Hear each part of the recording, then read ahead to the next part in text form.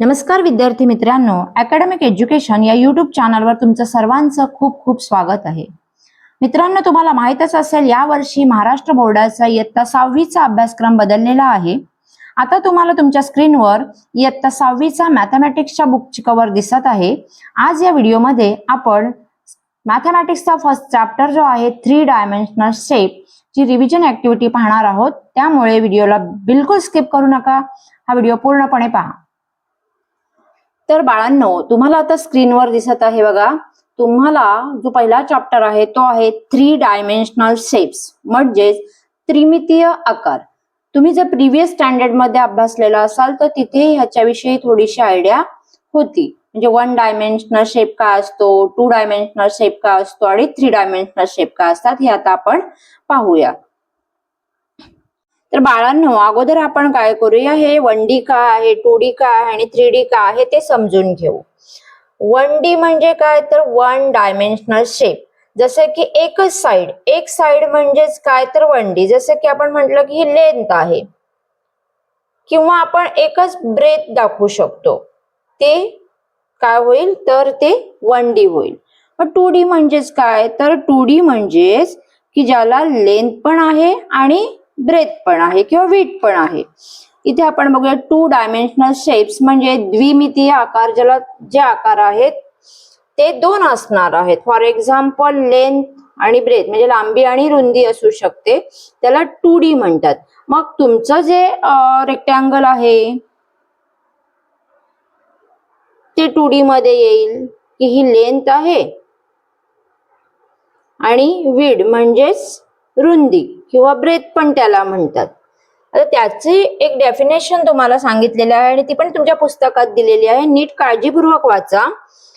2 dimensional shapes occupy space on A flat surface. तुम्ही flat सरफेसवर जर का 2 शेप दाखवत असाल, मग त्याच्यामध्ये ट्रायंगल येऊ शकतो, त्याच्यामध्ये तुमचा स्क्वेअर पण येऊ शकतो, की तिथे फ्लॅट सरफेसवर 2 शेप्स जे आहेत ते ऑक्युपाय होतात. जसं की इथे पण तुमची लेंथ होईल, ब्रेथ होऊ शकते आणि ह्या ज्या आहेत लेंथ आणि ब्रेथ जिथे तुम्ही दाखवू शकाल तर ते 2D शेप मध्ये येऊ शकतो. त्याचप्रमाणे तुम्हाला 3D शेप म्हणजे काय, तर अशी डायग्राम जी जागा व्यापते.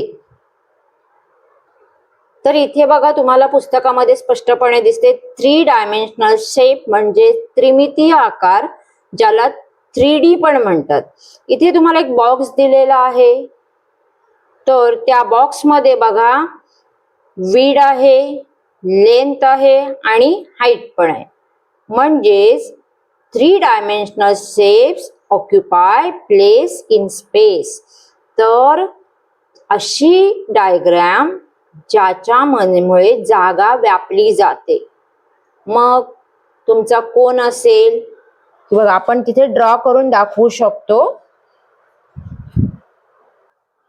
की जसं आपण ट्रायंगल म्हटलं तर ट्रायंगल जागा व्यापत नाही, पण कोन असेल तर कोन काय करतो, जागा व्यापतो.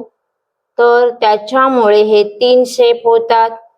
याला आपण हाईट पण दाखवू शकतो, त्याची लेंथ पण येईल आणि ब्रेथ पण येईल. तर कोन हा काय होऊ शकतो, 3D शेप मध्ये येईल. किंवा तुमचा जो बॉल आहे, सर्कल आहे, तो जागा व्यापत नाही, पण जो बॉल आहे, बॉल हा जागा व्यापतो. त्यामुळे बॉल ही एक 3D शेप मध्ये आहे. क्युबॉइड येतो, त्याच्यानंतर क्यूब येतो, हे जे आहे ते 3D शेप मध्ये असतात. आय होप तुमच्या ह्या कन्सेप्ट क्लिअर झाल्या असतील. आता ह्या चॅप्टरवर जी रिव्हिजन ऍक्टिव्हिटी दिलेली आहे ती पाहूयात. तर बाळांनो, आता आपण ही रिव्हिजन ऍक्टिव्हिटी काय आहे ते पाहूया. बघा, ते सूचना दिलेली आहे. Identify the shapes of the following objects and classify them as 2 dimensional and 3 dimensional shapes. म्हणजेच आपल्याला खाली काही ऑब्जेक्ट दिलेले आहेत, खाली काही वस्तू दिलेल्या आहेत आणि त्या वस्तूंमधून 2D कोणत्या आहेत आणि 3D कोणत्या आहेत ह्याचं वर्गीकरण करायला सांगितलं आहे. तर पाहूयात. हे बघा, तुमच्या समोर जे पेज दिसत आहे त्याच्यामध्ये 8 प्रकारचे ऑब्जेक्ट किंवा वस्तू दिसत आहे. पहिली आहे ड्रम, त्याच्यानंतर तुम्हाला दिले सरफेस ऑफ ए टेबल, नंतर आहे रीड पाईप किंवा माउथ पीस, त्याच्यानंतर कॅरम बोर्ड सरफेस, त्याच्यानंतर हार्मोनियम, त्याच्यानंतर रोड, त्यानंतर प्लेग्राऊंड आणि स्पायनिंग टॉप. अशा प्रकारे हे 8 घटक दिलेले आहेत आणि आता ह्यांचं आपल्याला वर्गीकरण करायला सांगितले की 2 डायमेन्शनल शेप्स कोणते आहेत आणि 3 डायमेन्शनल शेप कोणते आहेत. फर्स्ट वन त्यांनी सोडवून दिलंय की सरफेस ऑफ ए टेबल. आता जर हा टेबल तुम्हाला दिसतोय, तो टेबल तुम्ही पाहिला तर त्याचा जो सरफेस आहे हा 2D मध्ये येईल. का बरं? कारण त्याला लेंथ आहे आणि ब्रेथ पण आहे, म्हणून तो 2D. पण पूर्ण टेबल दिला असता तर त्या टेबलला हाईट पण आली असती आणि मग तो 3D मध्ये गेला असता. पण प्रश्न काय दिला ह्याकडे नीट लक्ष द्या. सरफेस ऑफ ए टेबल, त्यामुळे नक्कीच तो 2D मध्ये येईल. आता आपण स्टार्टिंग पासून जाऊया. ड्रम, तुम्ही बघा, ड्रमला बघायला गेलात तर लेंथ आहे किंवा त्याचा जो ब्रेथ आहे आणि तुम्हाला त्याची जाडी पण दिसते. सर हा जो आहे ड्रमने जागा व्यापलेली आहे, म्हणून ड्रम मात्र कशात येईल तर 3D मध्ये येईल. ठीक आहे. त्याच्यानंतर हा जो माउथ पीस आहे किंवा रीड पाईप आहे, तर रीड पाईपला पण एक प्रकारे काय आहे, त्याची हाईट आहे, लेंथ आहे आणि ब्रेथ पण आहे, म्हणजेच तोही जागा व्यापतो. मग रीड पाईप पण कशात येईल 3D मध्ये येईल. रीड पाईप किंवा mouthpiece.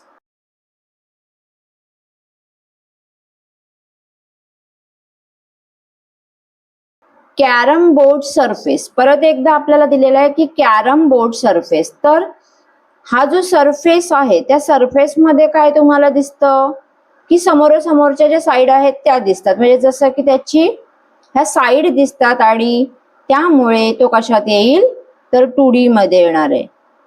Carrom board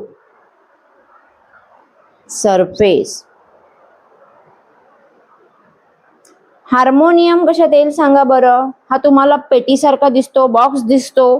harmonium जागा व्यापतो. मग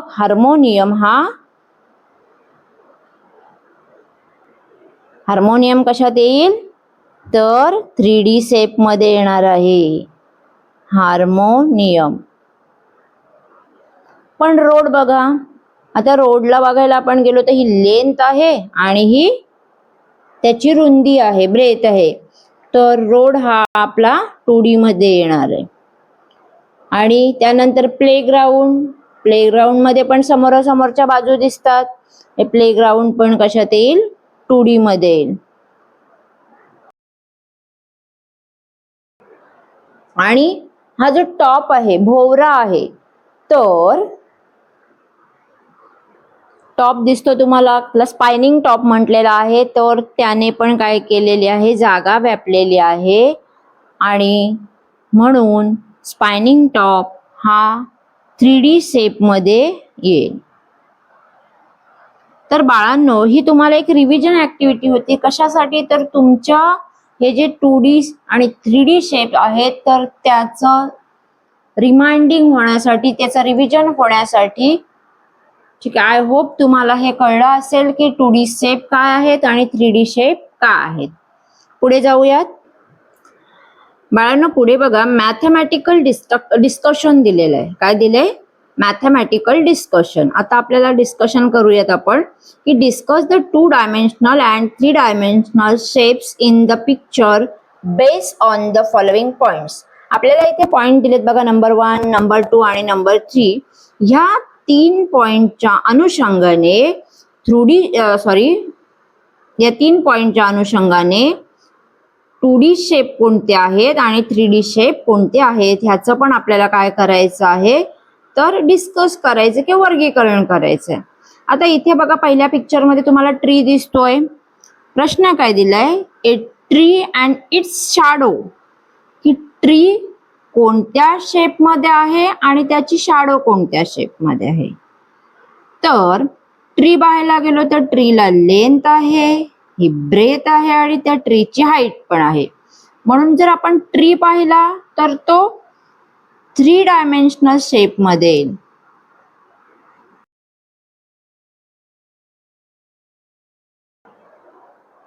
पण त्याची जर आपण शॅडो पाहिली तर शॅडोला हाईट नाही, शॅडोला लेंथ आणि ब्रेथ असतं. म्हणून शॅडो काय आहे, 2 डायमेन्शनल शेप.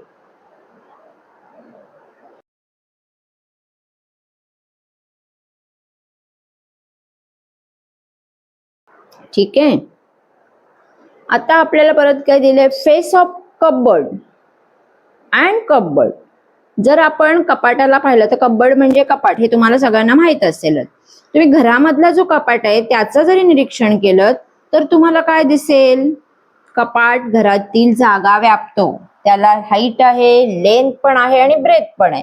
पण नुसत्या जर कपबोर्डचा विचार केला तर कपबोर्ड काय आहे, कपबोर्ड आहे 3 डायमेन्शनल शेप मध्ये.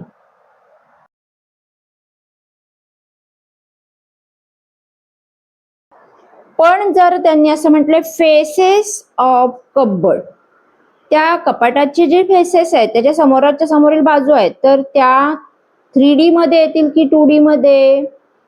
त्याला लेंथ आणि ब्रेथच असते. म्हणजे आता इथे तुम्हाला दिले बघा फेसेस, त्याच्या बाजू समोरासमोरील, तर ही लेंथ आहे आणि ही होईल त्याची ब्रेथ. म्हणून कपाटाचे जे फेसेस आहेत ते 2 डायमेन्शनल शेप मध्ये येतात.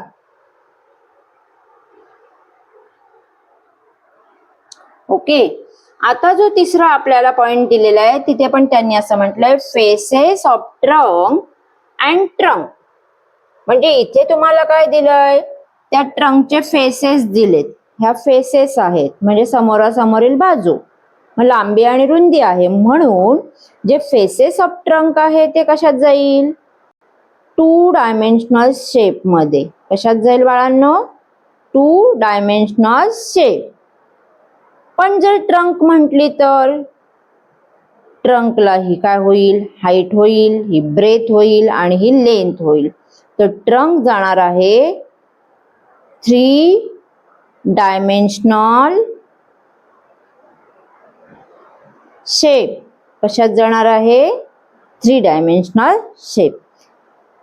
तर परत एकदा ऐका बाळांनो, जे वस्तू आहे ती जर का जागा व्यापत असेल, तिला जाडी असेल, हाईट असेल, लांबी असेल, रुंदी असेल तर ती 3D शेप मध्ये जाते.